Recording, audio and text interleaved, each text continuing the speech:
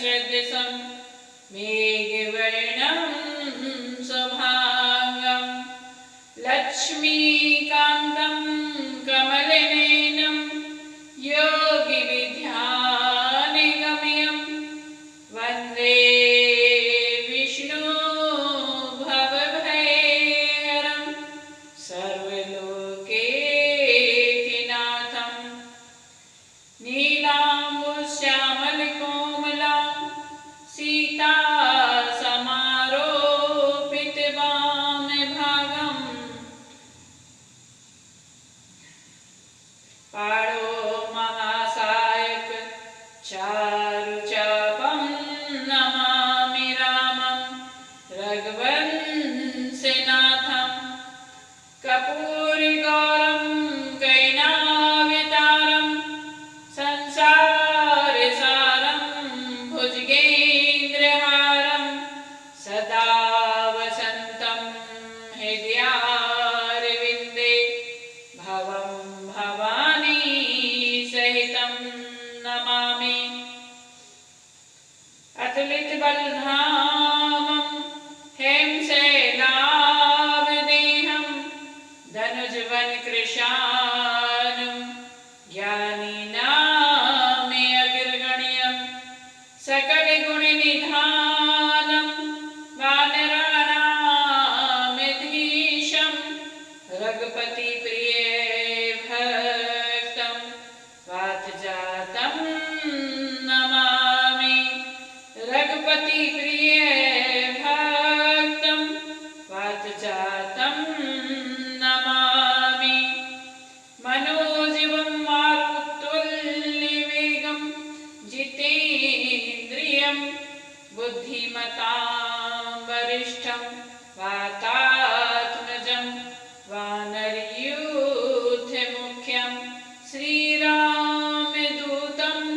शरणं प्रपद्ये श्रीरामदूतं शरणं प्रपद्ये।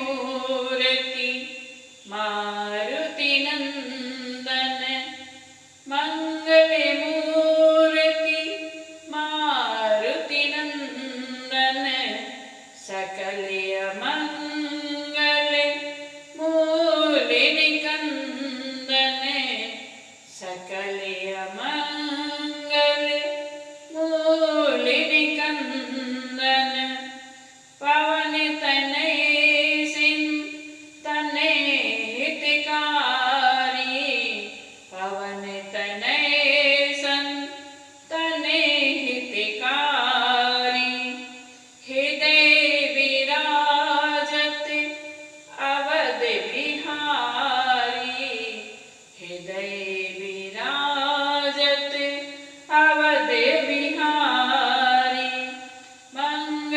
मंगलमूर्ति मारुति नंदन सकल मंगल मूल निकंदन मातु पिता गुरु गणपति सारद मातु पिता गुरु गणपति सारद शिवा समेत शंभु शुक नारद शिवा समेत शंभु शुक नारद चरण बंदी बिन वो सब काहू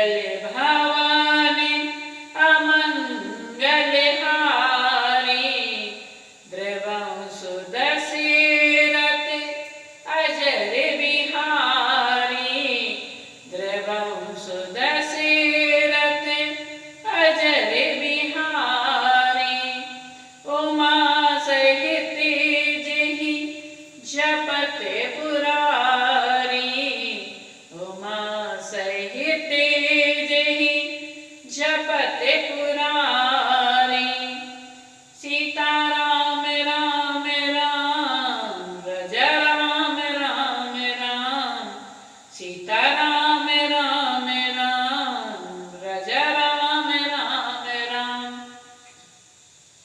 महावीर बिन बहु हनुमाना राम जासु जस आप बखाना राम जासु जस आप बखाना सीता राम राम राम रज राम राम राम सीता राम राम राम रज राम राम राम सीता राम चरिते अति पावन मधुर सरिस अरु अति मन भावन मधुर सरिस अरु अति मन भावन मंगल भवानी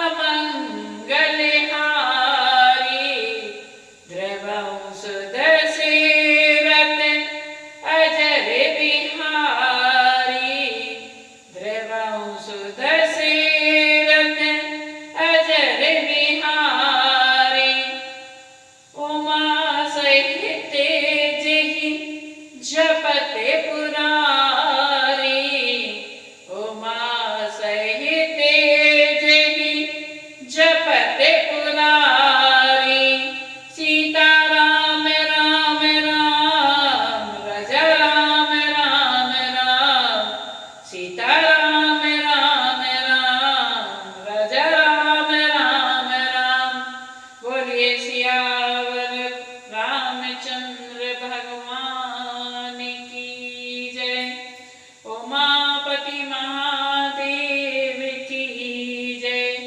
सद्गुरु भगवान की जय संतन की जय ग्रंथन की जय अपने अपने आराध्य देव की जय हरि ओम नमः पार्वते पते हर हर महादेव की जय।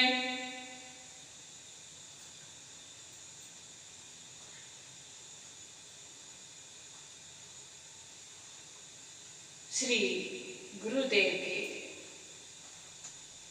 पावन चरणों में कोटि कोटि वंदन करते हैं, सादर प्रणाम करते हैं। जिनकी कृपा से हम निर्मलमती मां जीवन को प्रकाशित करें,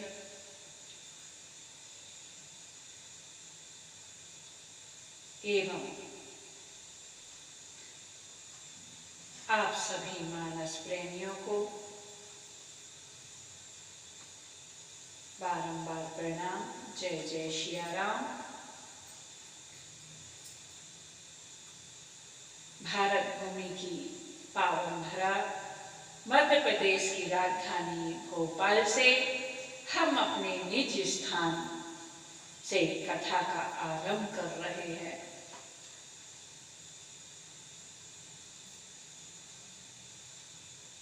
विवाह पंचमी के अवसर पर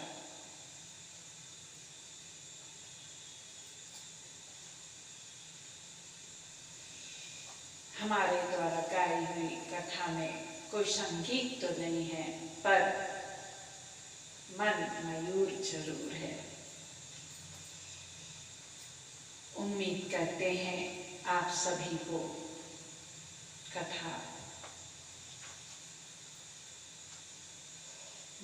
दर्शन देने वाली हूँ, क्योंकि हमारे द्वारा गाई हुई कथा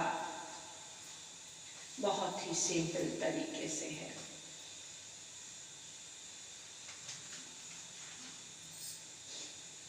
आइए हम सभी आज से 9 दिन तक कथा को गाएंगे, सुनेंगे, श्रवण करेंगे और प्रभु के चरित्रों को अपने जीवन में धारण करेंगे। यदि हमने प्रभु श्री राम जी के एक भी गुण को अपने जीवन में धारण कर लिया तो हमारे जीवन का उद्धार अवश्य है, क्योंकि मेरे प्रभु ने हम मनुष्यों के लिए ही तो अवतार लिया है। अपने भक्तों के प्रेम में पढ़कर ही तो भगवान अवतार लेते हैं। गोस्वामी जी ने सबसे पहले 7 श्लोकों की रचना की, 5 सोठे लिखे और जो सबसे पहले पंक्ति लिखी वो गोस्वामी जी ने लिखी है। क्या लिखी है? गुरु की वंदना करते हुए गोस्वामी जी कहते हैं, बंदमु गुरु पदे पदमु परागा, सुरुचि सुबासि सरसे अनुरागा। बंदमु गुरु पदे पदमु परागा, सुरुचि सुबासि सरसे अनुरागा। अमिय मूरि में चूर विचारो, समन सकल भवे रुचि परिवारो। समन सकल भवे रुचि परिवारो, सुकृति संभुतन विमल विभूति। मंजुल मंगल मोद प्रसूति, मंजुल मंगल मोद प्रसूति। जन मन मंजु मुकुरे मल हरेनी, जन मन मंजु मुकुले मल हरेनी। किए तिलक गुण गने बस करेनी, किए तिलक गुण गने बस करेनी। गोस्वामी जी कहते हैं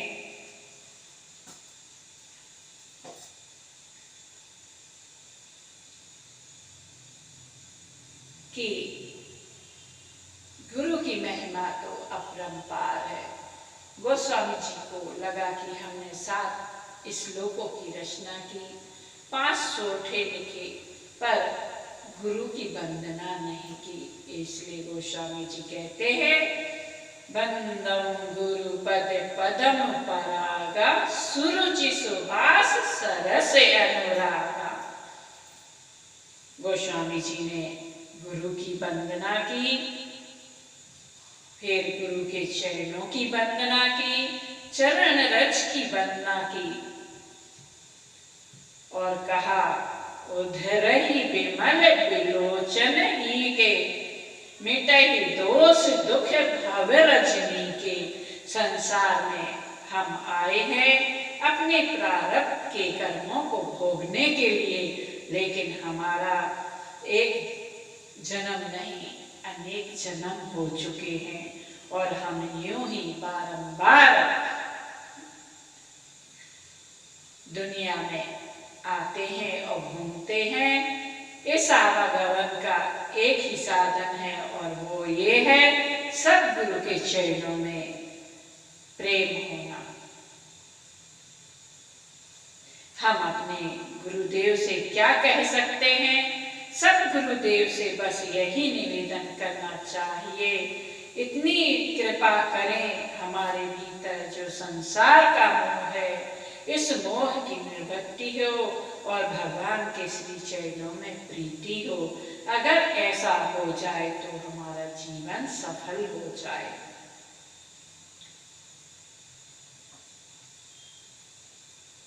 और हम हरि को पा सके। गुरुपद रज मृदु मंजुल अंजन, नयन अमेय दृग दोष विभंजन, तहि करि विमल विवेक विमोचन, बरनउँ रामचरित भव मोचन।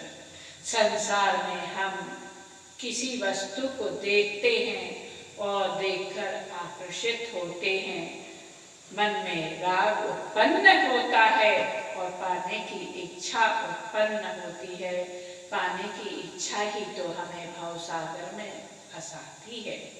अगर आंखों का दोष समाप्त हो जाए तो देखना बुरा नहीं है, देखकर आसक्ति करना बुरा है। पूज्य गोस्वामी जी ने गुरुदेव की वंदना की, ब्राह्मणों की वंदना की, साधुओं की, संतों की, भूतों की, प्रेतों की, पिशाच की वंदना की। किसी को पीछे नहीं रखा और कोई पीछे रह जाए तो गोस्वामी जी कहते हैं,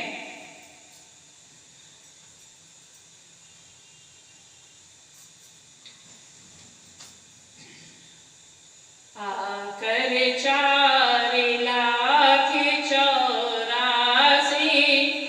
जाति जीव जल थल नभवासी, सिया राम मैं सब जग जानी, करऊं प्रणाम चोरी जुग पानी।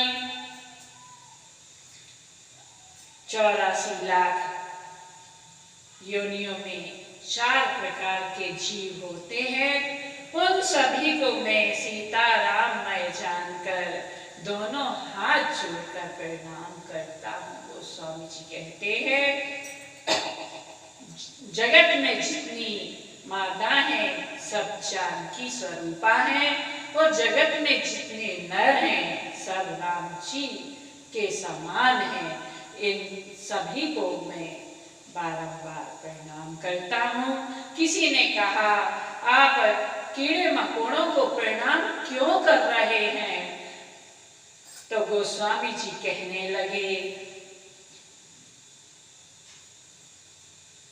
निज बल बुद्धि भरोस मोहि नाहि, निज बल बुद्धि भरोस मोहि नाहि, ताते विनय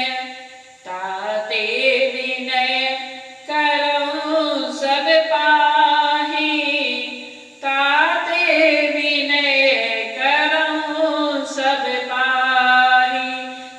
हे भाई, मुझे अपनी बुद्धि का भरोसा नहीं है, इसलिए मैं सबको प्रणाम कर रहा हूँ।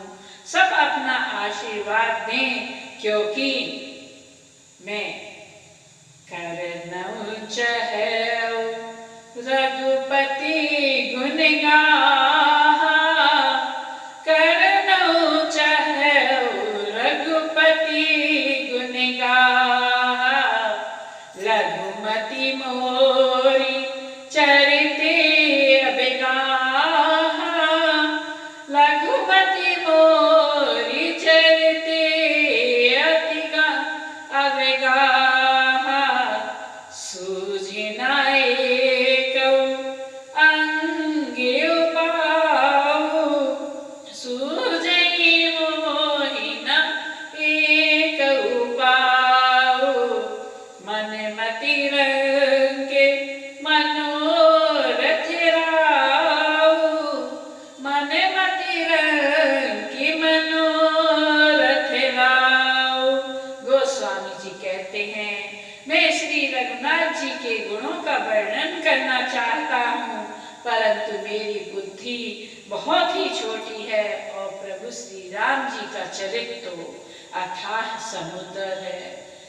किसी ने पूछा इसमें ऐसा क्या है, तो गोस्वामी जी कहने लगे, यही मैं है रघुपति नाम उदारा, यही मैं है रघुपति नाम उदारा, अति पावन पुराने ऋतु सारा, यही मैं है रघुपति नाम उदारा, अति पावन पुराने ऋतु सारा, मंगल भवन अमंगल हारी, द्रवंसुत सेरथ अजर बिहारी, उमा सहित जेहि जपत पुरारी, उमा सहित जेहि जपत पुरारी। गोस्वामी जी कहने लगे इसमें ऐसा कुछ नहीं है, सिर्फ राम जी का उदार नाम है जो अत्यंत पवित्र वेद पुराणों का सार है, कल्याण का भवन है और अमंगलों को हरने वाला है, जिसे पार्वती जी सहित भगवान शिव सदा जपा करते हैं।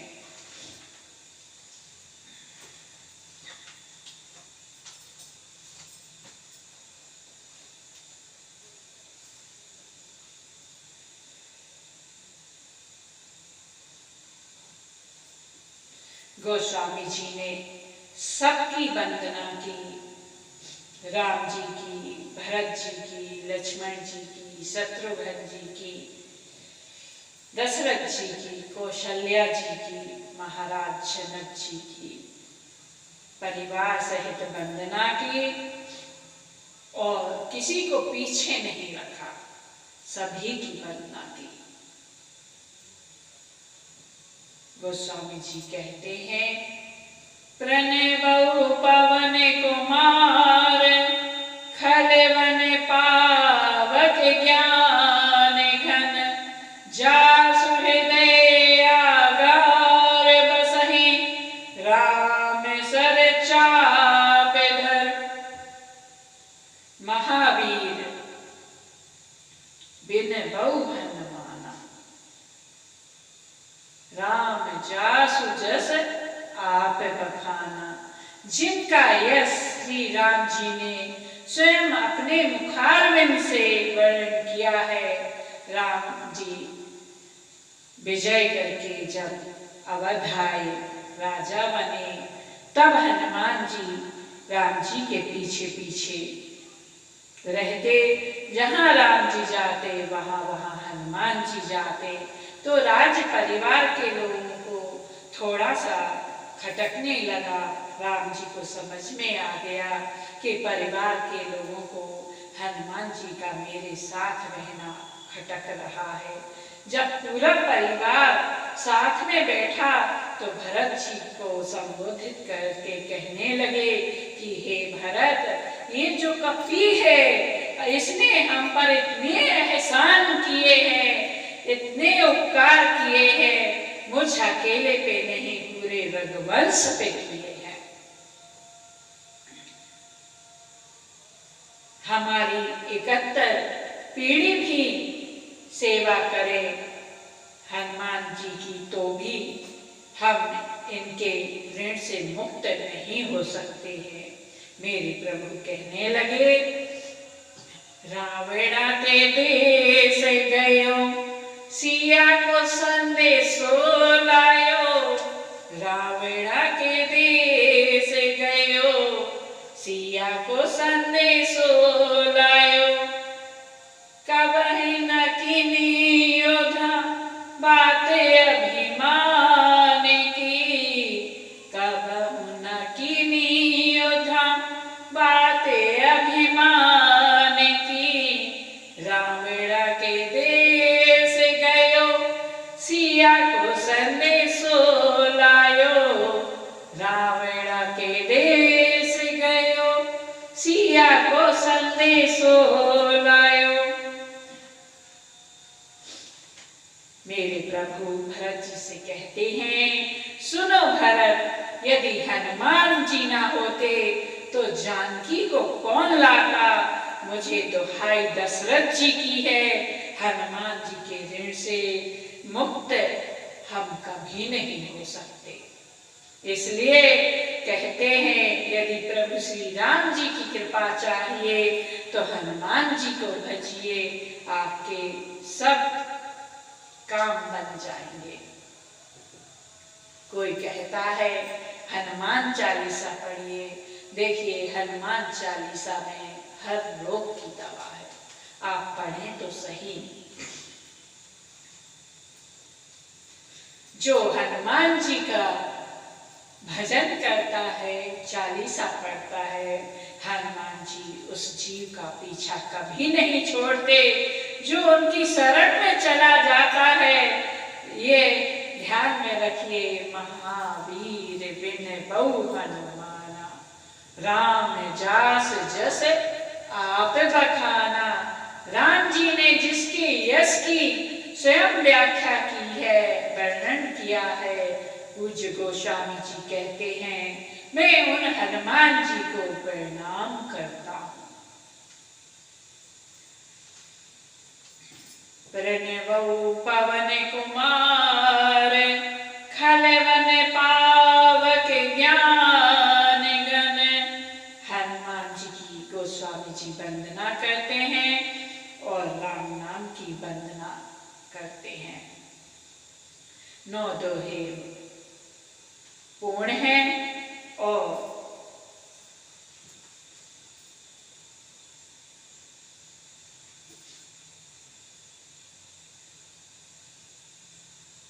और मेरे प्रभु का जन्म भी नवमी के दिन हुआ है।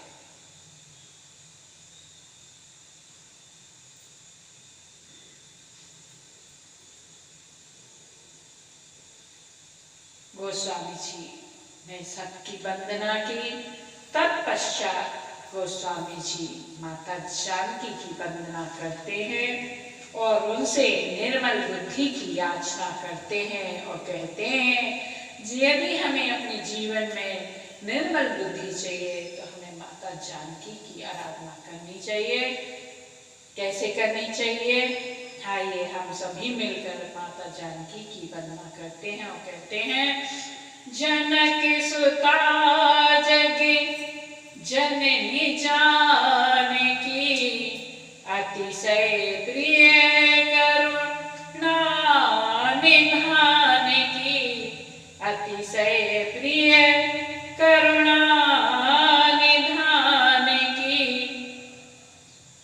ताके जुगे पद कमल मनावो, ताके जुगे पद कमल मनावो, जासु कृपा निर्मल मति पावो, जासु कृपा निर्मल मति पावो, पुनि मन वचन कर्म रघुनायक, चरण कमल वंदन सब लायक, राजीव नयन धरे धन सायक, भगत विपति भंजन सुखदायक,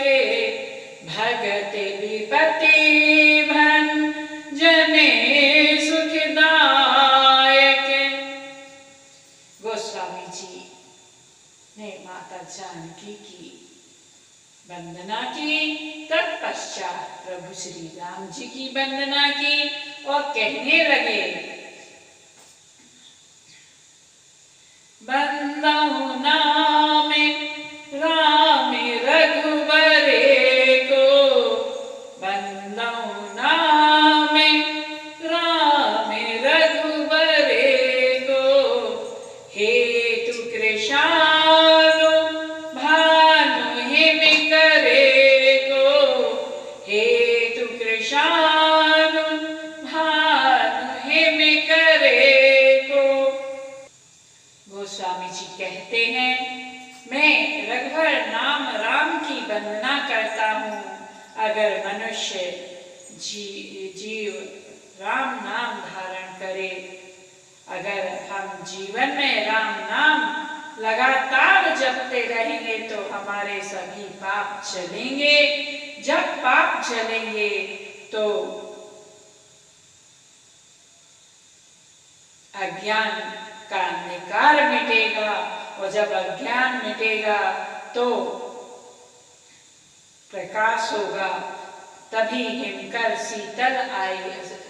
शीतलता आएगी और बोध होगा कि खाली हाथ आए हैं और खाली हाथ जाएंगे।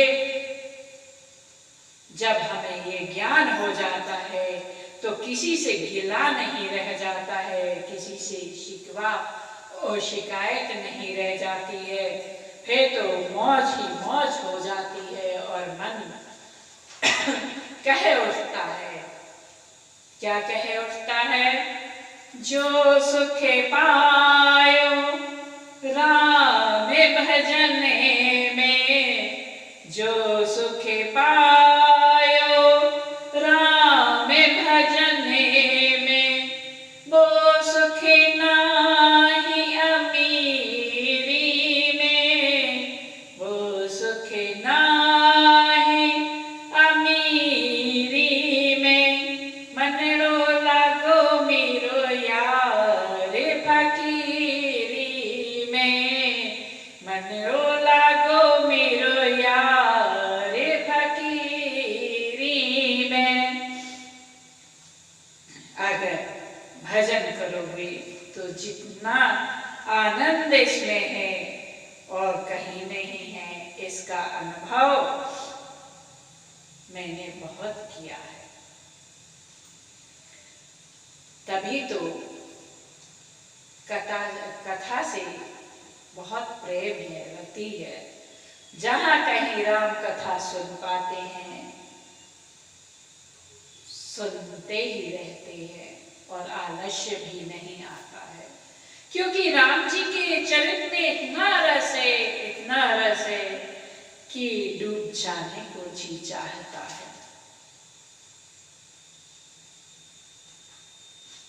इसलिए तो कहते हैं, जो सुख पायो राम भजन में, वो सुख नाही अमीरी में। मननो लागो मेरो यार फकीरी में, मननो लागो मेरो यार फकीरी में। जिसको प्रभु श्री राम जी के नाम में, कथा में प्रीति हो जाती है, उसको तो बस राम ही राम दिखते हैं। इसलिए तो कहते हैं,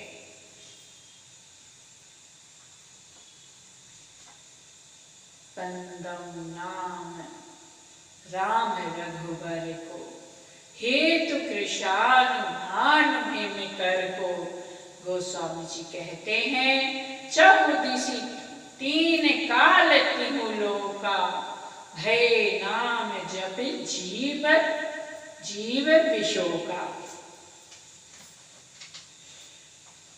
ये केवल कलयुग की बात नहीं है, चारों युगों में, तीनों कालों में नाम को जप कर जीव शोक रहित हुए हैं। हर युग की अपनी प्रधानता है।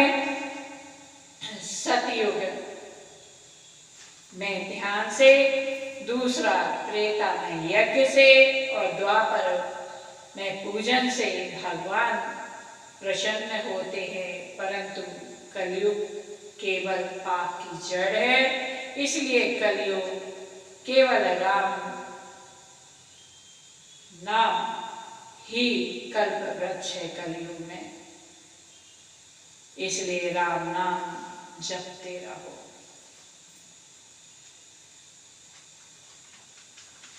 जब तक तो रहे जिंदगी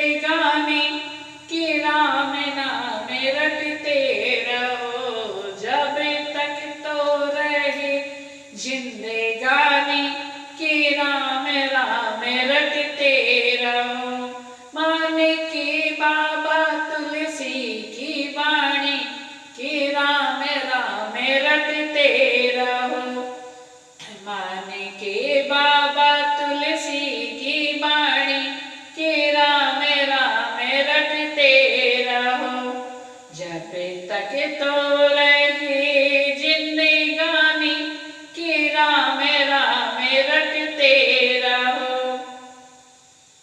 माने के तुलसी बाबा की वाणी कि राम राम रटते रहो। जब तक हमारा जीवन है तब तक हमें मानस का अनुसरण करना चाहिए और तुलसी बाबा की वाणी को मानना चाहिए, क्योंकि तुलसी बाबा ने हमें वो चीज अनमोल धरोहर दी है जो हर कोई नहीं दे सकता। साक्षात भगवान राम को प्रकट करके रख दिया सरल भाषा में, और जो भी मानस को गाता है उसको प्रभु श्री राम जी के प्रति अनन्य प्रेम प्रकट होता है। ऐसी है तुलसी बाबा की रामचरितमानस रची हुई, क्योंकि मानस तो भोलेनाथ ने रची है। प्रथम लेखक वक्ता तो भोलेनाथ ही हैं, ये तो माध्यम गोस्वामी जी हुए हैं जिन्होंने हम जैसे सठों के लिए मानस की रचना कर डाली। और आज हर घर में राम है, कहाँ राम नहीं है? जहाँ मानस है वहाँ राम है। इसलिए मेरे प्यारे भाइयों बहनों, आपके घर में यदि रामचरितमानस है तो आप मानस को खाली देखें ना, श्रवण करें और अपने जीवन को धन्य बनाएं। हम तो यही कहेंगे जो बाबा ने कहा है,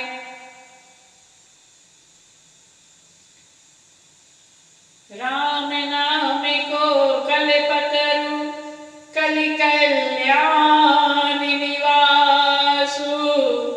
जो सुमिरत भयो भागते तुलसी तुलसी दासु। कलयुग में राम नाम कल्प वृक्ष मन चाहा पदार्थ देने वाला है और कल्याण का घर है, मुक्ति का घर है, जिसको स्मरण करने से भागसा निष्कंटक तुलसीदास तुलसी के समान पवित्र हो गया। गोस्वामी जी की लेखनी देखिए। मानस को हम चाहते हैं एक एक पंक्ति को आपको सुनाएं, पर 9 दिन में संभव नहीं हो सकता। इसलिए मेन पॉइंटों को लेके आपको हम सुना रहे हैं।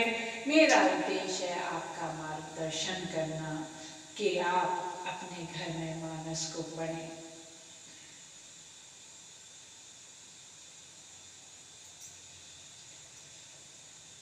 चाहु जुग 3 काल तिहु लोका, भय नाम जप जीव विशोका। चारों युगों में, तीनों कालों में, तीनों लोकों में प्रभु श्री राम जी के नाम को जप कर जीव शोक रहित हुए हैं। गोस्वामी जी कहते हैं, भाई को भाई अनखे आल सहु, नाम जपते मंगले दिसि दसाहु। चाहे भाव से जपो, चाहे को भाव से आलस से जपो, राम नाम मंगलकारी है। 9-2 में राम नाम की वंदना की गोस्वामी जी ने। तुलसीदास जी कहते हैं, जो मैं अपने अवगुण कहने लगूं तो ये पूरी कथा मेरे अवगुणों से ही भर जाएगी। मुझ में इतने अवगुण हैं, जो मैं कथा लिखने जा रहा हूँ ये कथा नहीं सरोवर है, और सरोवर के 4 घाट होते हैं। पहला कर्म घाट, दूसरा ज्ञान घाट, तीसरा भक्ति घाट, चौथा शरणागति घाट। कर्म घाट पर याज्ञवल्क्य जी भारद्वाज जी को कथा सुना रहे हैं। ज्ञान घाट पर भोलेनाथ माता पार्वती को कथा सुना रहे हैं। भक्ति घाट पर काकभूषणी जी गरुड़ जी को कथा सुना रहे हैं। शरणागति घाट पर गोस्वामी जी 80 घाट पर गंगा किनारे अपने मन को कथा सुना रहे हैं। कर्म से ज्ञान, ज्ञान से भक्ति, भक्ति से शरणागति। जब जीवन की समस्त इच्छाएं समाप्त हो जाए तो सिर्फ प्रीति परमात्मा से रहती है, वही भक्ति है। और जब ये स्थिति बन जाती है तब हम शरणागति आते हैं, ऐसे शरणागति नहीं पाते। राम जी कहते हैं, राम जी कहते हैं कि मैं आपका हूँ, तन मन धन सब तेरा। हम प्रभु को लुभाते हैं और प्रभु से कहते हैं कि हे प्रभु, हम तो आपको सब कुछ समर्पित करते हैं। क्या हम वास्तव में प्रभु को सब कुछ समर्पित करते हैं? नहीं करते हैं सच्चे हृदय से। जब हमारी कोई बिगड़ी होती है तो हम प्रभु से कहते हैं, प्रभु हमें संकट से उभारो, हम ऐसा करेंगे। और लेकिन जब संकट से उभर जाते हैं तो क्या हम वो कर पाते हैं?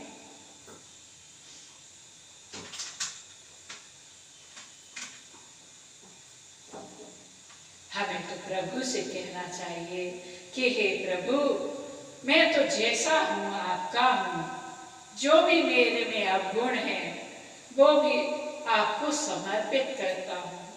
मुझे तो अपने चरणों की भक्ति दे दो। यदि जो व्यक्ति प्रभु के चरणों की भक्ति मांगता है, प्रभु उसको सब कुछ दे देते हैं।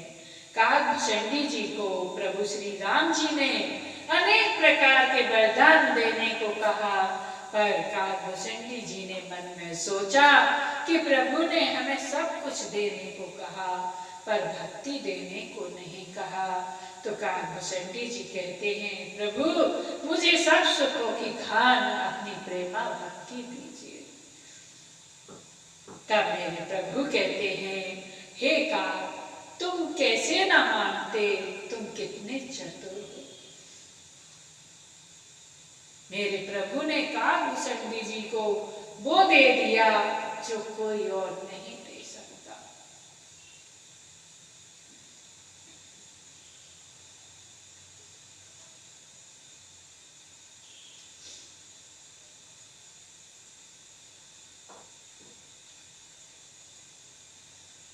जिसके जीवन में भक्ति आ जाती है, उसके पास सब कुछ अपने आप चल के आता है, उसको मांगने की जरूरत नहीं पड़ती। ये शरणागति का भाव है कि नाथ में थारो जी थारो, नाथ में थारो जी थारो।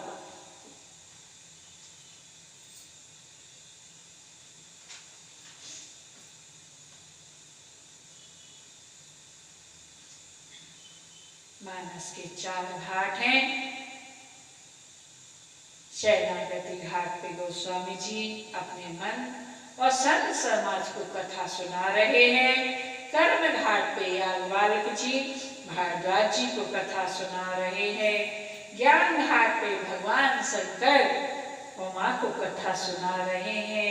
भक्ति घाट पे काकभूषणी जी गणों को कथा सुना रहे हैं।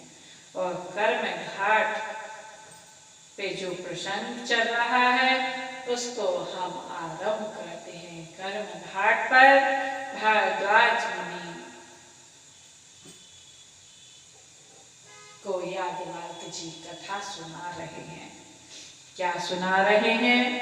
आइए हम कर्म घाट पर चलते हैं, क्योंकि हम जीवन में कर्म करेंगे तभी तो हमारे जीवन में ज्ञान आएगा, ज्ञान से भक्ति आएगी, भक्ति से शरणागति आएगी।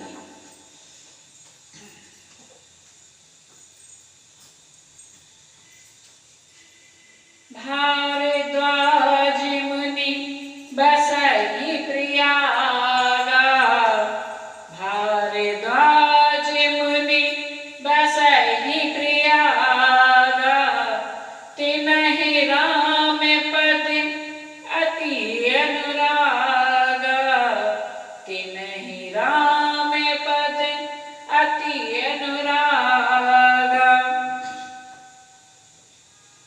तापस समेदम दया निधाना, तापस समेदम दया निधाना, परमारथ पथ परम सुजाना, परमारथ पथ परम सुजाना।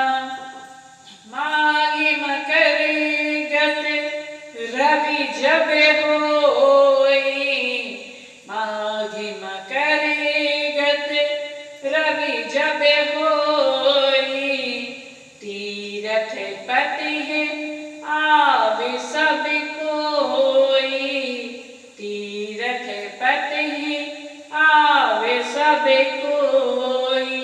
भारद्वाज मुनि प्रयागराज में बसते हैं। श्री राम जी के चरणों में उनका अत्यंत प्रेम है। वे तपस्वी, निग्रहित चित्त, जितेंद्रिय, दया के निधान और परमार्थ के मार्ग पर बड़े ही चतुर हैं। माघ माह में जब सूर्य मकर राशि पर जाते हैं तब सब लोग तीर्थराज प्रयाग को आते हैं। देवता कौन कौन आते हैं? देव धनुज किन्नरे नर श्रेणी, सादर मंजई सकल त्रिवेणी।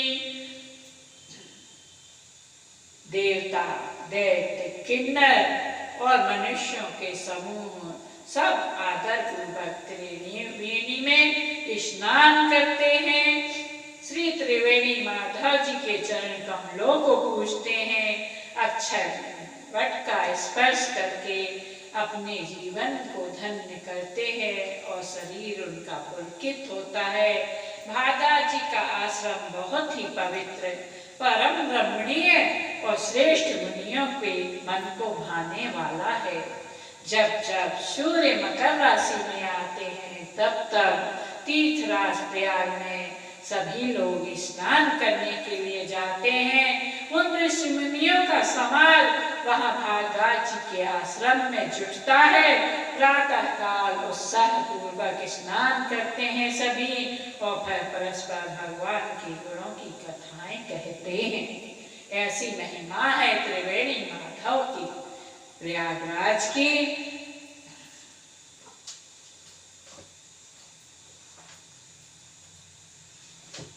और ये मेला कब भरता है?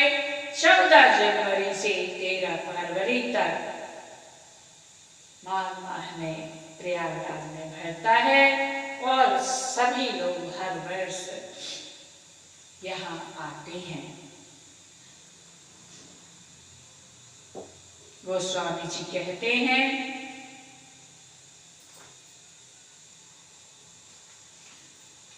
भारद्वाज मुनि परम विवेकी, भारद्वाज मुनि परम विवेकी,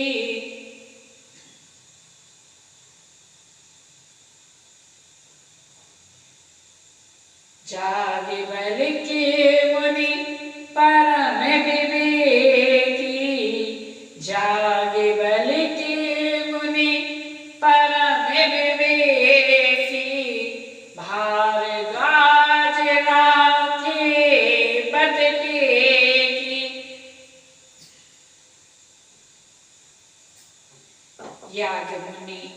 याज्ञवल्क्य मुनि परम विवेकी ज्ञानी महात्मा है।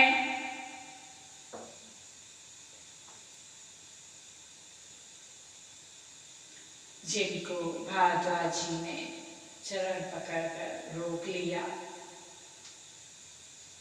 और सादर चरण सरोज पखारे, अति पुनीत सुंदर आसन बैठारे।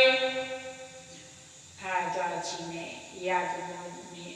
याज्ञवल्क्य जी को बड़े प्रेम से चरण पकड़कर रोक लिया और उनके चरणों को धोया है और पवित्र आसन पर उनको बैठाया है। पूजा करके याज्ञवल्क्य जी के श्रेयस का वर्णन किया और फिर अत्यंत पवित्र कोमल वाणी से बोले कि हे नाथ, मेरे मन में एक संशय है। नाथ एक संशय बड़ मोरे, करगत वेद तत्व सब तोरे, करगत वेद तत्व सब तोरे। कहत सो मोहि लागते भय लाजा, जो ना कहे बड़े हो अकाजा। भारद्वाज जी कहते हैं, हे नाथ, मेरे मन में एक संशय है।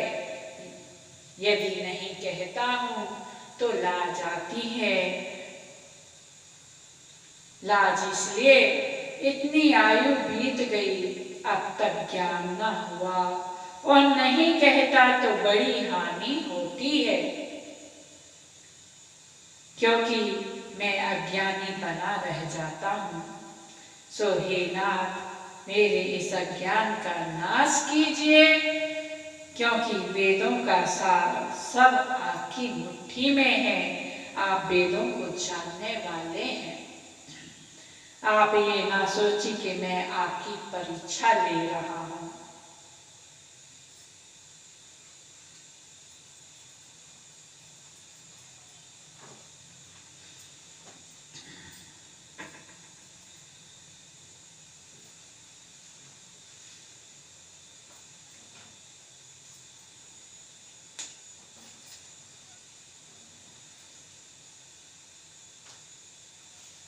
भारद्वाज जी कहते हैं,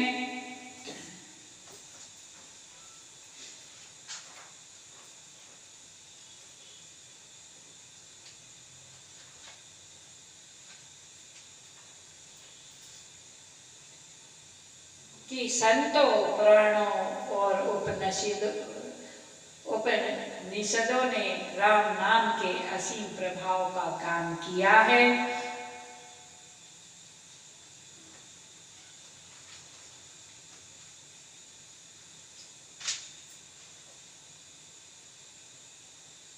क्या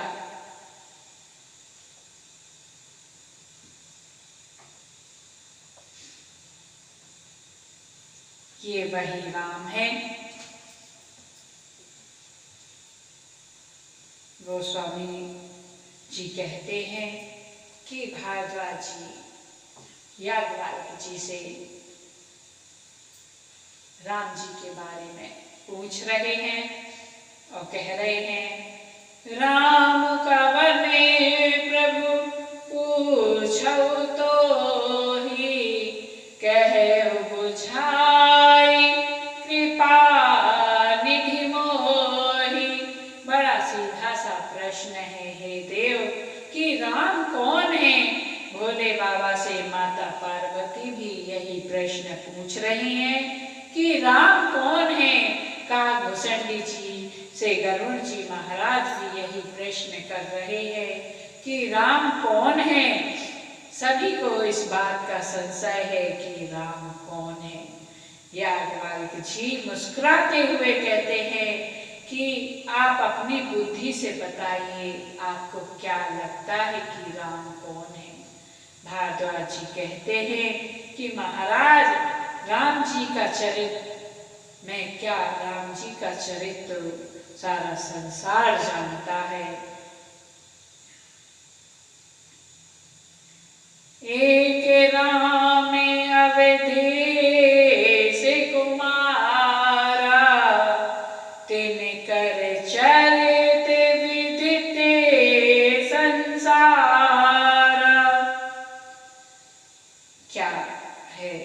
राम जी का चरित्र। श्री रामचरित पर मीठा व्यंग करते हुए भारद्वाज जी कहते हैं कि नारी बिरह दुख लेहेउ अपारा, भयउ दो रोसु रन रावण मारा। एक राम स्त्री के विरह में अपार कष्ट उठाते हैं और क्रोध आने पर रावण का वध भी कर देते हैं। मेरे समझ में तो यही रामचरित्र है, किंतु प्रभु मैं आपसे जानना चाहता हूँ, क्या दशरथ नंदन राम ही परम ब्रह्म राम अथवा राम कोई और है?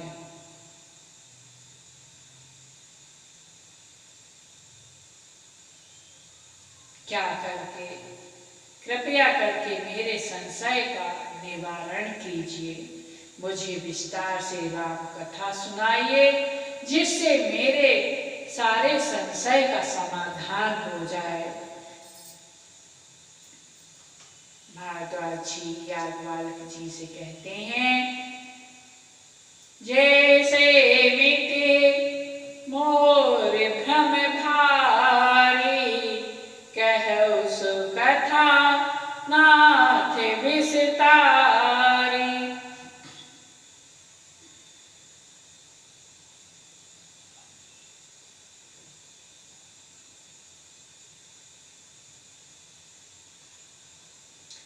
भारद्वाज जी के इन वचनों को सुनकर याज्ञवल्क्य जी को हंसी आ गई, क्योंकि भारद्वाज जी को भी पता है कि उनके संशय की निवृत्ति राम कथा से ही संभव है।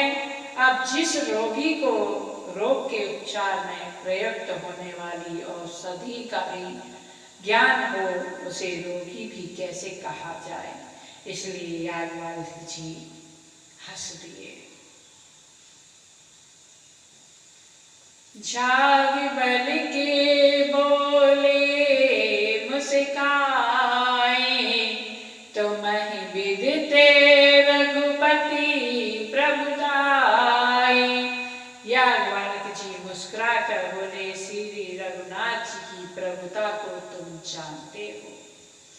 राम भगत तुम मन क्रम बानी, चतुराई तुम्हारी में जानी।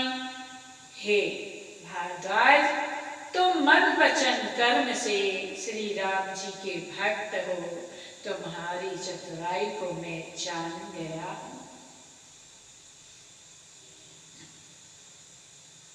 सुननु चहु राम गुण गूढ़ा, कीनहु प्रश्न मनहु अति मूढ़ा।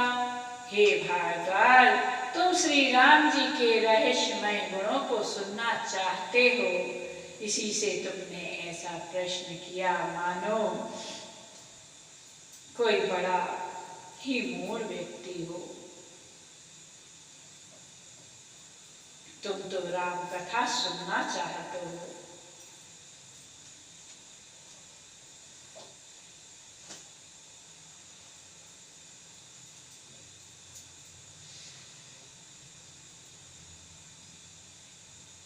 याज्ञवल्क्य जी भारद्वाज जी से कहते हैं, तात सुनहु सादरे मन लाए, कहु राम के कथा सुहाई। हे तात, तुम आदर पूर्वक मन लगाकर सुनो, मैं श्री राम जी की सुंदर कथा कहता हूँ। बड़ा भारी अज्ञान विशाल महिषासुर है, श्री राम जी की कथा उसे नष्ट कर देने वाली भयंकर काली जी है। महामोह महिषे सुविशाला, राम कथा कालिका कराला। राम कथा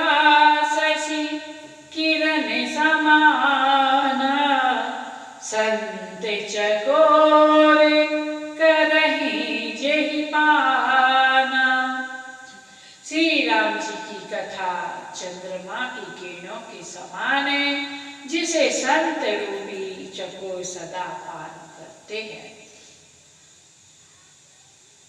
ऐसे ही संशय कीने भवानी, महादेव तब कहा बखानी।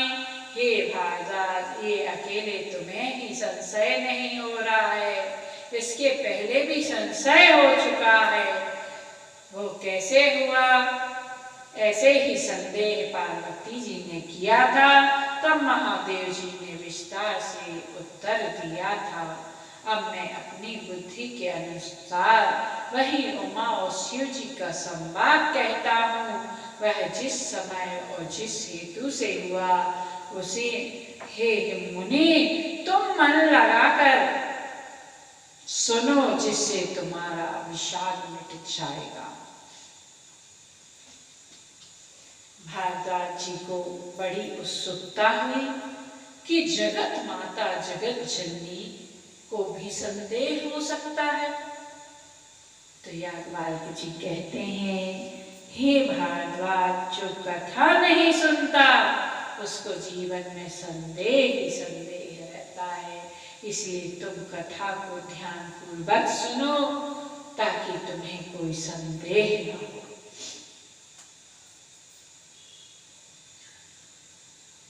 एक बार की बात है,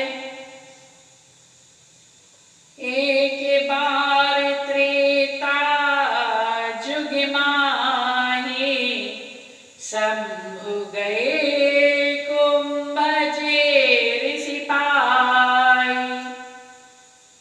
संग सती जग जननी भवानी, संग सती जननी भवानी, पूजे ऋषि अखिलेश्वर जानी। एक बार की बात है, त्रेता युग में शिव जी अगस्त ऋषि के पास गए। उनके साथ जगत जननी भवानी सती जी भी थी। ऋषि ने संपूर्ण जगत के ईश्वर जानकर उनका पूजन किया। देखिए, जब हम कथा सुनने के लिए जाते हैं, हमारे मन में बड़ी उत्सुकता होती है, क्योंकि भोलेनाथ तो वैसे ही राम भक्त हैं। उनके हर रोम रोम में राम समाये हुए हैं। जिन्होंने स्वयं मानस की रचना की, वो अगस्त जी से कथा सुनने जा रहे हैं। कितना अद्भुत प्रेम है। और जो कथा सुनने जाता है, वह मान और पद को छोड़कर जाता है, तो वही व्यक्ति ही कथा सुन पाता है। जो पद प्रतिष्ठा लेकर जाता है, वह कथा नहीं सुन पाता है, और कथा उसके चित्त में भी नहीं बैठती। भोलेनाथ के मन में कथा सुनने की बड़ी उत्सुकता हुई, तो कैलाश से चलकर अगस्त मुनि के आश्रम में आए हैं। राम कथा मुनि वर्ज बखानी, राम कथा मुनि वर्ज बखानी, सुनी महेश परम सुख जानी, सुनी महेश परम सुख जानी। मुनिवर अगस्त जी ने राम कथा विस्तार से कही, जिसको महेश्वर ने परम सुनकर परम सुख मानकर सुना और बहुत प्रसन्नता हुई। ऋषि पूछी हरि भक्ति सुहाई, कही शंभु अधिकारी पाई। जब अगस्त मुनि राम कथा सुना रहे थे, राम कथा सुनाते सुनाते राम जी में ही खो गए, तो भोले बाबा से कहते हैं कि हे भोले बाबा, अब हमारे ही सुना दीजिए राम कथा को। तब वक्ता बन गया श्रोता और श्रोता बन गए वक्ता। ये है अद्भुत महिमा। जब हम कथा कहते कहते खो जाए तो समझिए हम प्रभु की शरणागति में चले गए हैं, प्रभु प्रेम में डूब गए हैं। तब भोलेनाथ ने अगस्त मुनि को राम अधिकारी जानकर रहस्य युक्त सब निरूपण किया। अगस्त जी को लगता है कि मैं तो वक्ता हूँ, किंतु यह तो साक्षात परम ब्रह्म ही है जो मुझे बड़प्पन प्रदान करने के लिए आए हैं। देखो, श्रोता और वक्ता में ऐसा ही संबंध होना चाहिए। आप जानते हैं, जब गरुड़ जी महाराज काकभूषणी जी के पास श्री राम कथा सुनने गए और जब संपूर्ण राम कथा हो गई और विदाई का अवसर आया तो जाते जाते गरुड़ जी ने काकभूषणी जी से पूछा, एक बात बताइए महाराज कि क्या हमारे जाने के बाद आप कभी हमें याद भी करेंगे? काकभूषणी जी ने कहा, हाँ जरूर याद करेंगे कि आप पक्षियों के राजा होकर भी पक्षियों में मैं सबसे निम्न कोटि का पक्षी हूँ, कौवा, उसके पास आप राम कथा सुनने को आए। ये आपकी बड़ी कृपा है। गरुड़ जी के नेत्रों में प्रेमांसु आ गए, प्रेम के आंसू बहने लगे। गरुड़ जी ने काकभूषणी जी से कहा कि हे महाराज, आप मुझे याद तो करना, किंतु पक्षियों के राजा के रूप में याद नहीं करना, बल्कि अपने दास के रूप में याद करना। पुनि उमा कहई विहंग बर, जाने हूँ सदा मोहि निज कंकर। इस बात को सुनकर काकभूषणी जी ने कहा कि हे गरुड़ जी, तुम ही न संशय मोह न माया, मोह पर नाथ कीन्ह तुम दाया। आपको ना तो संशय है, ना मोह है, ना माया है। हे गरुड़ जी महाराज, मुझे तो ऐसा लगता है कि आप मेरे लिए मेरे पास स्वयं चलकर नहीं आए, बल्कि मुझे बड़प्पन प्रदान करने के लिए आए हैं। और श्री रघुनाथ जी ने आपको मेरे पास भेजा है। पठहि मोह मिस खगपति तोरी, रघुपति दीन बड़ाई मोही। इस प्रकार जब श्रोता एवं वक्ता में एक दूसरे के प्रति श्रद्धा का भाव होता है, तभी कथा सार्थक सिद्ध होती है। अतः राम कथा मुनि वर्ज बखानी, सुनी महेश परम सुख मानी। अगस्त जी ने राम कथा बखान कर कही, किंतु सुनी महेश, सती माता अभिमान के कारण कथा से वंचित रह गई। अगस्त ऋषि जब कथा कहते कहते भगवान के अनंत चरित्रों में डूब जाते हैं, तब वे भोलेनाथ से निवेदन करते हैं कि हे प्रभु, आप कथा को सुनाइए, अब मेरे बस की बात नहीं है। आप बन जाइए वक्ता और मैं बन जाता हूँ श्रोता।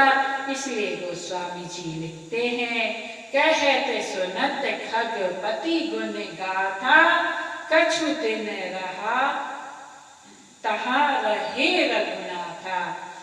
जब राम कथा का विश्राम हो गया, तब भारद्वाज जी ने कहा, हे भोलेनाथ, मैंने आपको राम कथा सुनाई है, अब मुझे आप इसके बदले में कुछ दक्षिणा दीजिए। भोले बाबा ने कहा, जो मांगना चाहते हो मांग लो। भारद्वाज जी ने विचार किया कि कोई भी भौतिक द्रव्य राम कथा की बराबरी नहीं कर सकता।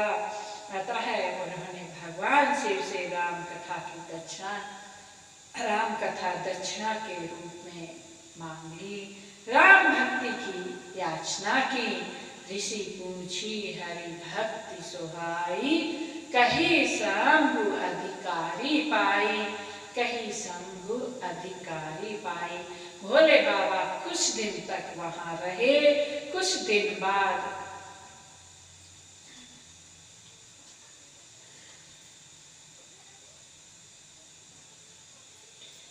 मुनि सने विदा मांगी त्रिपुरारी, चले भवने संग दक्ष कुमारी।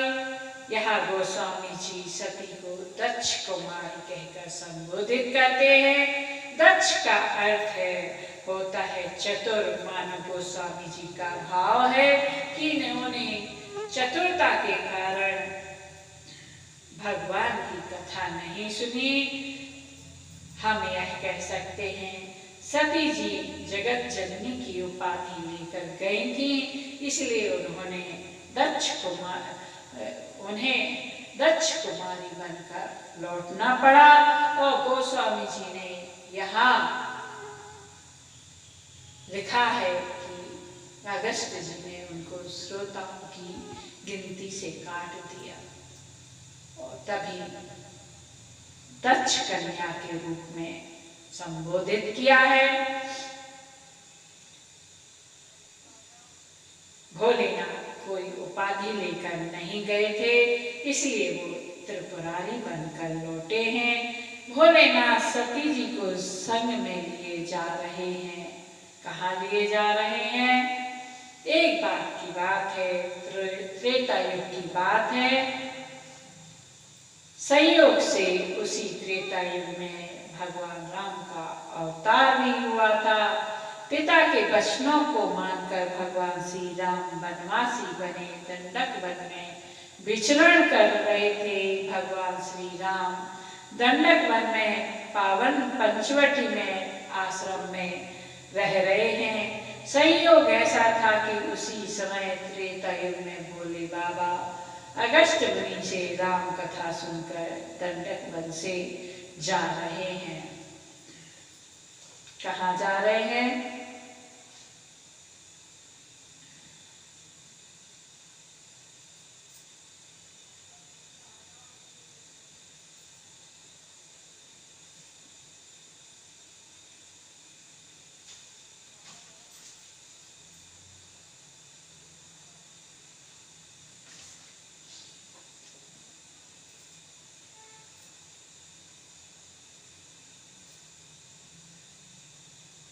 हृदय में तीव्र उत्कंठा है कि ही विधि दर्शन होय।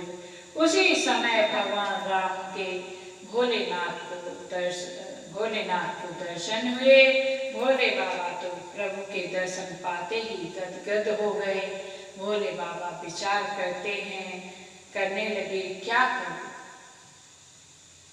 उसी समय रावण मारीच को लेकर पंचवटी में आया। मारीच सोने का मृग बन गया। भगवान उसको मारने के लिए उसके पीछे दौड़े। मूढ़ रावण ने छल करके सीता का हरण कर लिया। भगवान श्री राम जब उस खल का वध करके लौटे तो उधर रावण ने सीता जी का हरण कर लिया। भगवान श्री राम ने आश्रम को श्रीहीन पाया और भगवान विरही के जैसे विलाप करने लगे और कहने लगे कि हे खगे मृगे मधुकर श्रेणी, तुम देखी सीता मृगनेनी। उसी समय भोलेनाथ की दृष्टि राम जी पर पड़ी और विलाप करते हुए राम जी को देखकर भोलेनाथ परम प्रसन्न हो गए।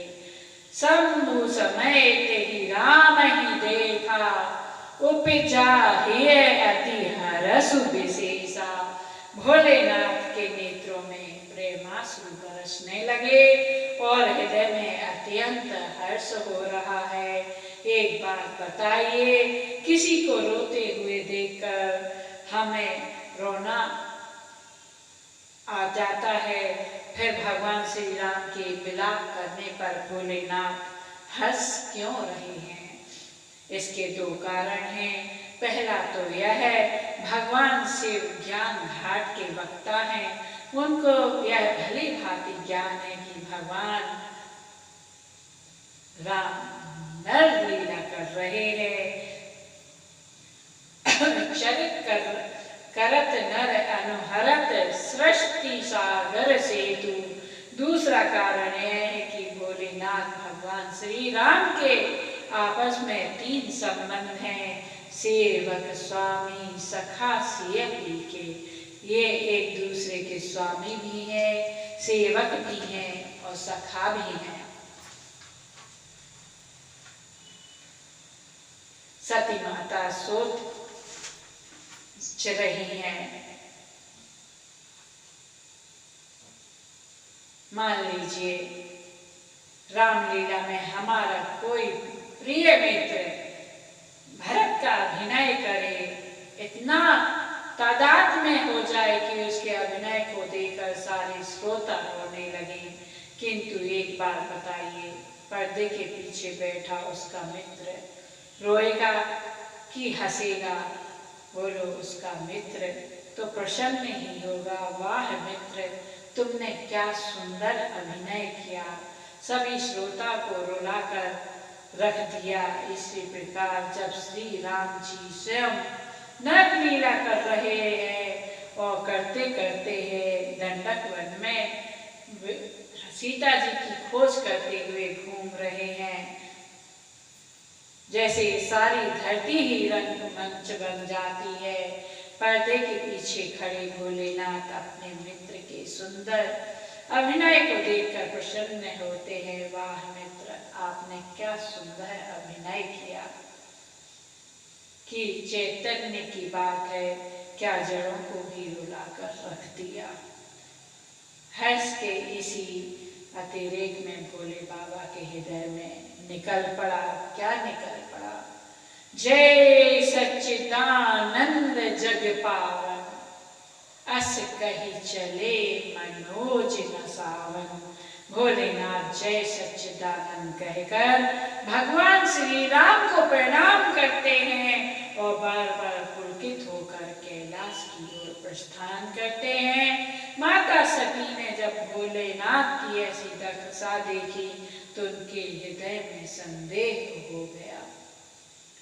माँ सती जी को दो बातों को लेकर संदेह हुआ। पहला, मेरे पति तो जगत पिता हैं, इन्होंने एक साधारण से राजकुमार को प्रणाम किया। दूसरा प्रणाम किया तो क्या किया? वो भी सच्चिदानंद कहकर प्रणाम किया, जिनको यह भी नहीं पता कि उनकी पत्नी का हरण किसने किया। वह सच्चिदानंद स्वरूप कैसे हो सकते हैं? सती माता के मन में अपार संशय हो गया। तदपि सती माता ने प्रकट करके भोलेनाथ से कुछ नहीं कहा, किंतु अंतर्यामी भगवान शिव सब जान गए। भोलेनाथ सती मैया से कहते हैं, सुनई सती तब नारी स्वभाव, संशय अस ना धरई उर काहू। माताओं के स्वभाव में थोड़ा संशय होता ही है, इसलिए भोले बाबा कहते हैं, आपका नारी स्वभाव है, संशय मत कीजिए। ये साक्षात पर ब्रह्म परमात्मा है, ये वही पर ब्रह्म परमात्मा है जिनकी कथा हम अभी अभी अगस्त जी से सुनकर आए हैं और जिनकी भक्ति मैंने अगस्त जी को प्रदान की है। यह मेरे वही इष्ट देव हैं, बड़े बड़े सिद्ध जन मुनीन्द्र सदा जिनका ध्यान करते हैं। मुनिधरि जोगी सिद्ध संतते, विमल मन जेहि ध्यावहि।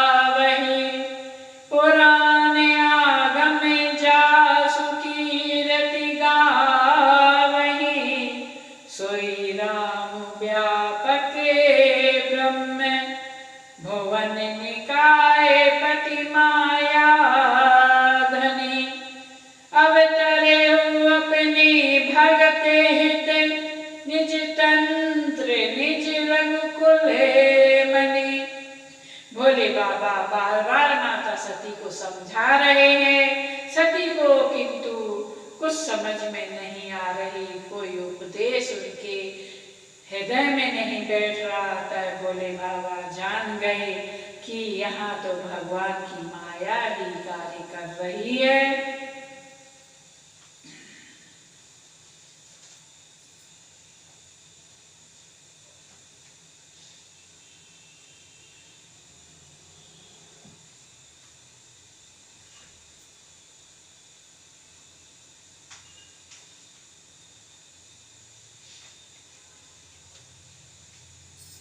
तब भोलेनाथ कहते हैं, जो तुम्हारे मन अति संदेह, तो किन जाय परीक्षा लेहु। यदि हे देवी तुम्हारे मन में अति संदेह है, तो तुम क्यों न जाकर अपने विवेक से परीक्षा ले लो। जैसे जाए मोह भ्रम भारी, करहु सो जतन विवेक विचारी। जिस प्रकार देवी आपका मोह दूर हो, आप ही वही जतन करिए, लेकिन ध्यान रखना देवी विवेक से विचार कर ही परीक्षा लेना। सती माता परीक्षा लेने के लिए आई। भोले बाबा ने कहा था, दो शब्दों को याद रखना, पहला विवेक, दूसरा विचार। सती माता ने विवेक को छोड़ दिया। विवेक की प्राप्ति सत्संग से होती है। सती मैया ने मन लगाकर राम कथा नहीं सुनी थी, इसलिए विवेक नहीं मिला। पुनि पुनि हृदय विचार करी, धरि सीता कर रूप। आगे होई चली पंथ तेहि, जेहि आवते नर भूप।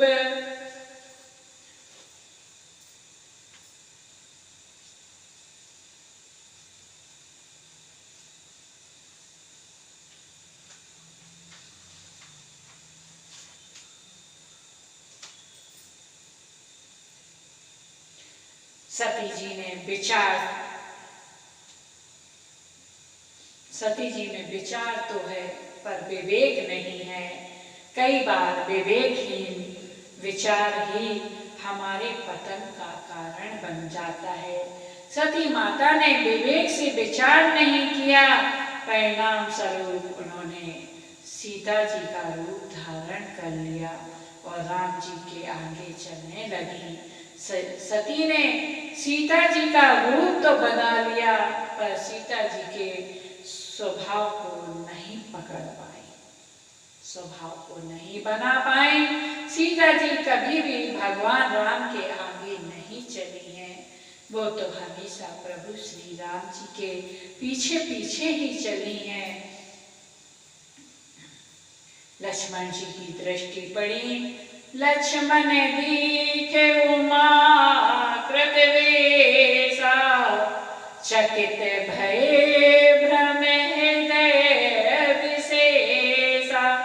लक्ष्मण जी को सती जी ना तो सती के रूप में दिखी और ना ही सीता जी के रूप में दिखी, बल्कि लक्ष्मण जी को सती जी उमा अर्थात पार्वती के रूप में दिखाई पड़ी। लक्ष्मण जी समझ गए कि इन्होंने हमारी माँ सीता जी का कपट रूप से वेश बनाया है, इसलिए इन्होंने पार्वती के रूप में, इनको पार्वती के रूप में दूसरा जन्म लेना पड़ेगा।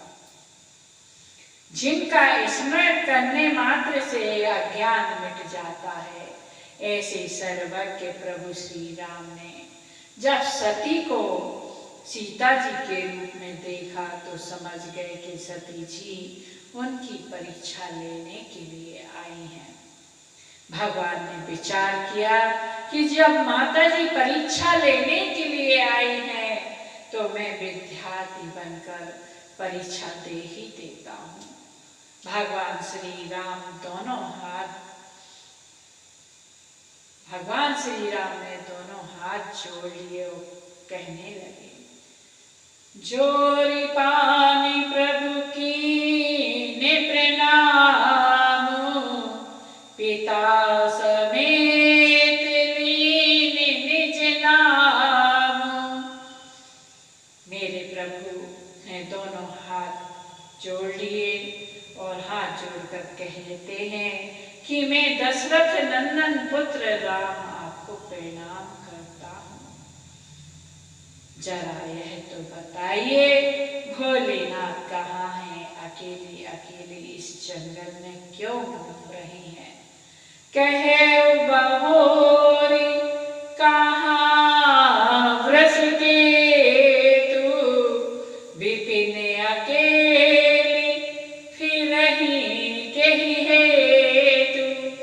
हे देवी, हम तो घूम ही रहे हैं खोज में, और आप यहाँ अकेली क्यों घूम रही हो? ऐसा ना हो भोले बाबा भी हमारे साथ आपको खोजने लगे। मानव श्री राम जी संकेत कर रहे हैं कि माता जी, आपने इस संशय के मन में विश्वास स्वरूप शिव जी का ही साथ छोड़ दिया। अब आपका कल्याण होने वाला नहीं है।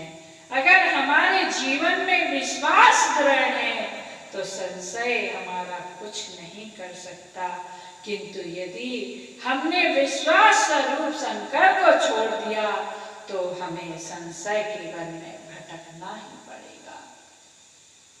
इसलिए तो कहते हैं विश्वास हमारे जीवन में अटल होना चाहिए। श्रद्धा तो आती जाती है। सती माता सोच रही हैं, क्या सोच रही हैं?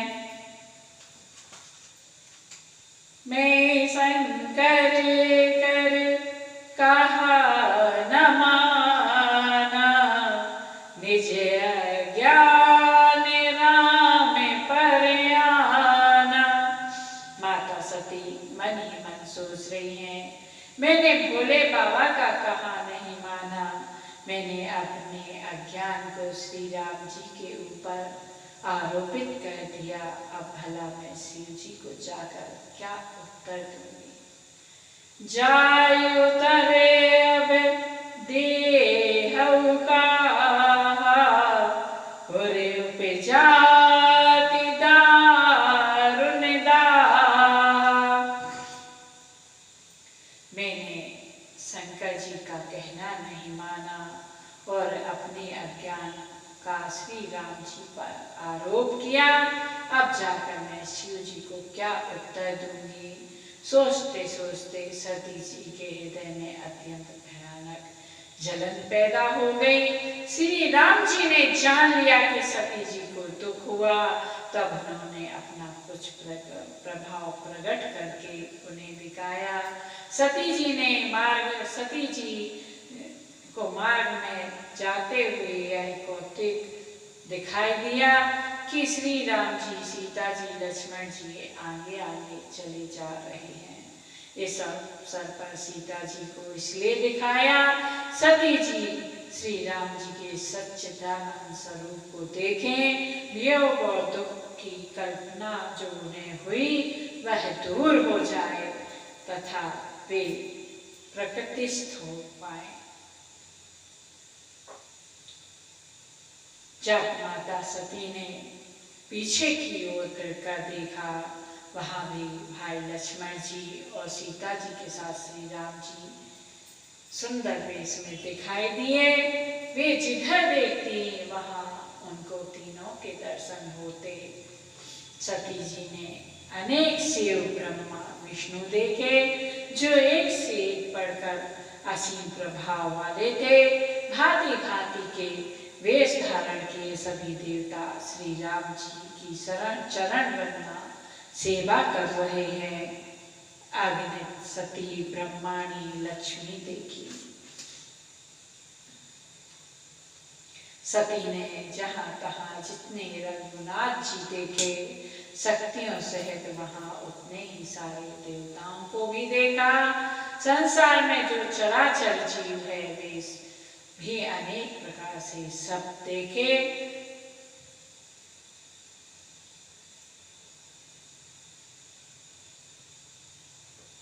वही रघुनाथ जी, वही लक्ष्मण जी, वही सीता जी। सती ऐसा देखकर बहुत ही डर गईं। उनका हृदय कांपने लगा और देह की सुध बुध भूल गईं। वे आंख मूंदकर मार्ग में बैठ गईं। फिर आंख खोलकर देखा तो वहां दक्ष कुमारी सती जी को कुछ भी ना दिखाई पड़ा। तब वे बार बार श्री राम जी के चरणों में सिर नवाकर वहां चली जहां शिव जी थे। गई समीप महेश तब हंस पूछी कुशलात। लीन परीक्षा कवन विधि कहु सत्य सब बात।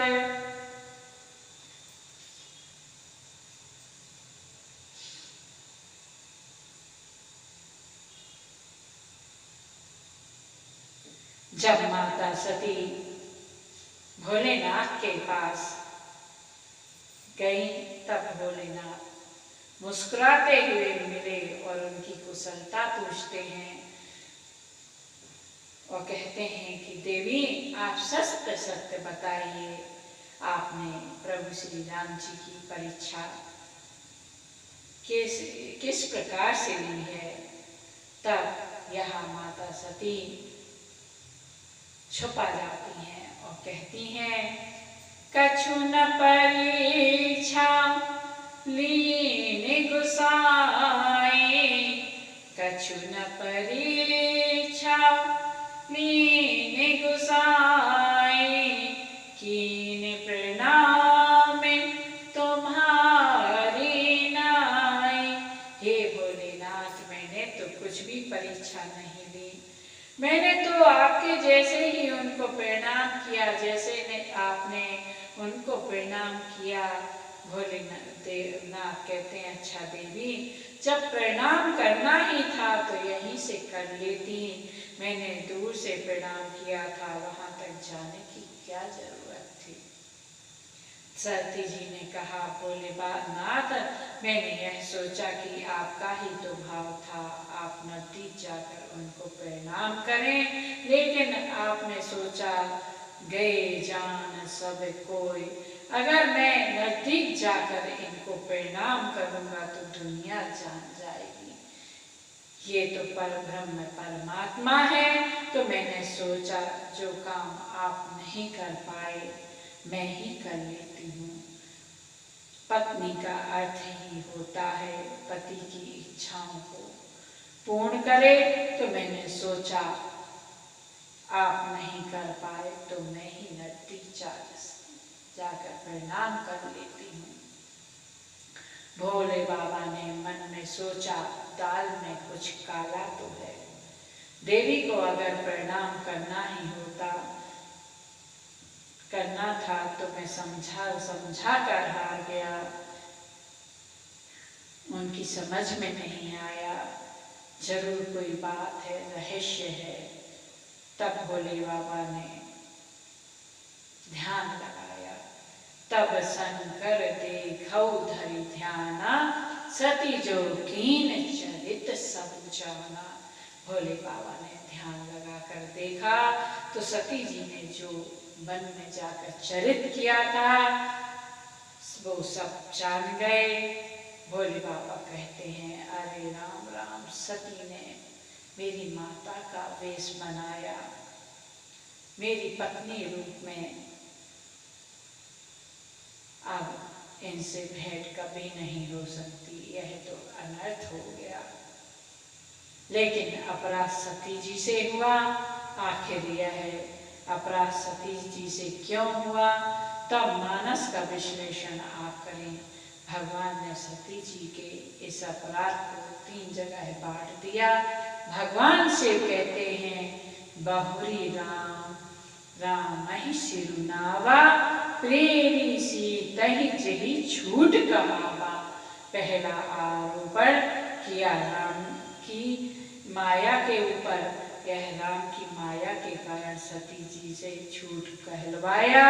राम जी के माया के ही कारण सती जी ने भेष बनाया।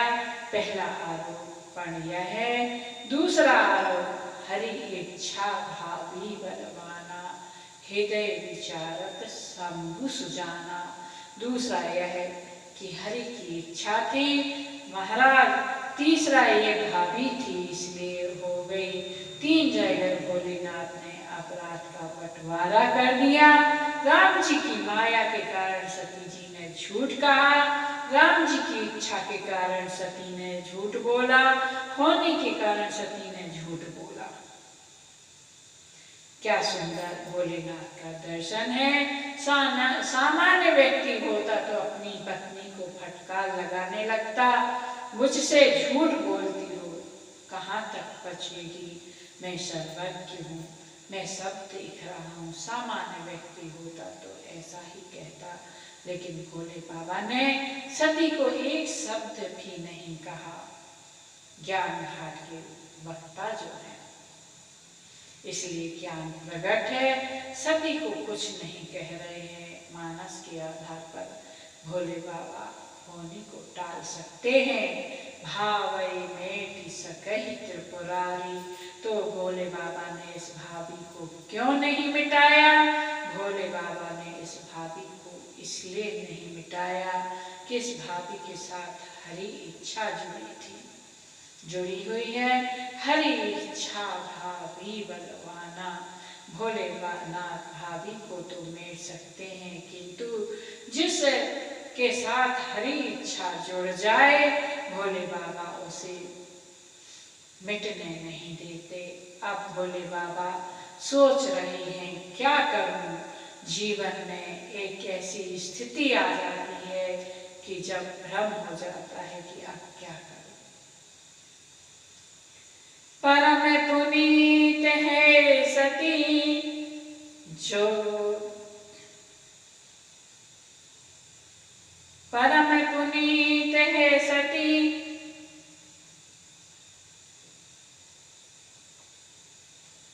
परम पुनीत न जाय तजी, किए प्रेम बड़ पाप। परम पुनीत है सती, सती जी को त्यागते नहीं बनता। अगर मैं इनको प्रेम करूंगा, तो जब मैं इनको प्रेम करूंगा तो इनके भीतर मुझे मेरी माँ दिखाई देगी।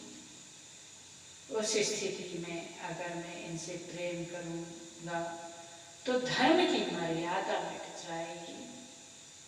मिटहि भक्ति पथ जो अब करऊं सती सन प्रीति, मिटहि भक्ति पथ होई अनीति। भगवान शिव ने राम जी का ध्यान किया। जीवन में जब ऐसी स्थिति हो जाए, क्या करें क्या न करें, उस स्थिति में हमें भोले बाबा भगवान के शरण में गए हैं, हमें भी भगवान की शरण में जाना चाहिए। तब शंकर प्रभु पदे सिरुनावा, सुमिरत राम हृदय से आवा। जैसे ही भोलेनाथ ने प्रभु श्री राम जी के चरणों में प्रणाम किया, उनके हृदय में भाव आ गया कि सती से अब इस देह के रूप में भेंट नहीं हो सकती, इसलिए सती की इस देह का परित्याग कर देना चाहिए। यह त्याग सती जी का नहीं है, यह त्याग केवल सती जी के तन का है, जिससे उन्होंने सीता का रूप धारण किया है और संकल्प कर लिया भोलेनाथ ने, यही तन सीतहि भेटी मोहि नाहि, यही तन सति भेटी मोहि नाहि, शिव संकल्प कीन मन माहि। भोलेनाथ ने संकल्प कर लिया कि अब इस देह के साथ मेरी सती से भेंट नहीं हो सकती, मिलन संभव नहीं हो सकता। देवताओं ने फूलों की बरसात की, धन्य हो भोलेनाथ, आपके सिवा यह सुंदर प्रण कौन कर सकता है, धन्य है। सती जी को लगा ना जाने भोले बाबा ने कौन सा प्रण कर लिया है। इन्होंने सती जी भोलेनाथ के पास आई, बोली भोलेनाथ आपने ऐसा कौन सा प्रण किया है। एक संदेह तो हो ही गया था माता सती को, इन्होंने मेरा परित्याग तो नहीं कर दिया, इसलिए कह रही हैं कीन कवन पन कहु कृपाला, सत्य धाम प्रभु दीन दयाला, यद्यपि सती पूछा बहुमाती, तदपि न कहु त्रिपुरे अराती। बार बार सती जी पूछ रही हैं महाराज आप सत्य के धाम हो। भोलेनाथ कह रहे थे सही सही बताना कैसे परीक्षा लीन परीक्षा कवन विधि कहु सत्य सब बात। जो भोलेनाथ ने कहा था तब तो सती ने झूठ बोल दिया, और सती ने भोले बाबा से कहा आप सत्य के धाम हैं, मैं झूठ बोलूं तो बोलूं पर आप झूठ नहीं बोलिएगा, यही हमारा स्वभाव है। हम भले ही झूठ बोले पर सामने वाले से यही उम्मीद करते हैं कि वह हमसे झूठ नहीं बोले। भोले बाबा जब सती जी से कह रहे थे, सती जी सही नहीं बोली। सती जी भोले बाबा से बोली आप सत्य के धाम हैं। जिस सत्य को बोलने से हृदय में घाव हो जाए ऐसा सत्य नहीं बोलना चाहिए। भोले बाबा कहते हैं अगर मैं इनको सही सही बोल दूंगा तो इनके हृदय में कष्ट होगा, इसलिए भगवान शिव ने कुछ नहीं कहा। वर्णत पंथ विविध इतिहासा, विश्वनाथ पहुँचे कैलासा। भगवान बड़ी सुंदर कथा सुनाते हुए सती जी को लेकर कैलाश पर्वत पर चले गए। भोले बाबा ने समाधि लगा ली और वो स्वामी तुलसीदास जी ने यहाँ लिखा जल पर सरिस बिकाई देखौ प्रीति की रीति भली, बिलग होई रस उपजाई कपट खटाई परत पुनीत।